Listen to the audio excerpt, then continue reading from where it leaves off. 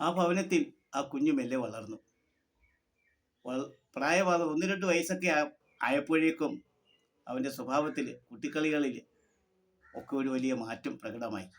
മാത്രമല്ല, അമ്മാവൻ അവനെ പഠിപ്പിക്കാനും തുടങ്ങി. നല്ല മിടുക്കനായ കുട്ടി നന്നായി പഠിക്കുകയും ചെയ്തു. അതുമാത്രമല്ല, അവൻ്റെ ജീവിത രീതിയിൽ ഈശ്വരഭക്തി അല്പം കൂടുന്നത് പോലെ ദിനവും 2 നേരം കുളിക്കും. അതുപോലെ തന്നെ നെറ്റിയിൽ പുഷ്പം തൊടും, ഈശ്വരനാമം ജപിക്കും.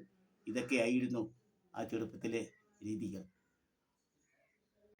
ബാല്യകൗമാരത്തിൻ ബാലചാബല്യങ്ങൾ ഏതുമതിയുണ്ടാത്തോരാ മനസ്സിൽ എന്നും നിറഞ്ഞിടും ഈശ്വര ചിന്തയും സ്നേഹവും ദീനദയാലുതയും. ബാല്യകൗമാരത്തിൻ ബാലചാബല്യങ്ങൾ ഏതുമതിയുണ്ടാത്തോരാ മനസ്സിൽ എന്നും നിറഞ്ഞിടും ഈശ്വര ചിന്തയും സ്നേഹവും ദീനദയാലുതയും. സ്നേഹവും ദീനദയാലുതയും. പ്രിയമുള്ള സഹൃദയരെ, ഇനി ഞാൻ എൻ്റെ വ്യക്തിപരമായ ഒരു ജീവിതത്തെക്കുറിച്ചൊന്ന് പറഞ്ഞു കൊള്ളട്ടെ. ഞാൻ ഒരു വർഷത്തിന് മുകൾ ആയി ഡയാലിസിസിന് ട്രീറ്റ്മെൻറ്റ് ചെയ്തുകൊണ്ടിരിക്കുകയാണ്.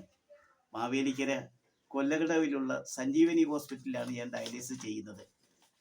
അപ്പോൾ അതിൻ്റേതായ പരിണിത ഫലമെന്ന് പറയുന്നത് പഴയതുപോലെ നല്ല തൊണ്ടയെടുത്ത് പാടുവാനോ ഈണത്തിൽ പാടുവാനോ ഒക്കെ ഒത്തിരി ബുദ്ധിമുട്ടുണ്ട്.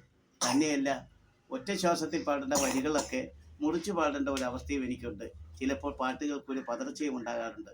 അതുകൊണ്ട് ദയവായി അത് ഒന്നറിയുക, അതനുസരിച്ച് എന്നോട് ക്ഷമിക്കുക.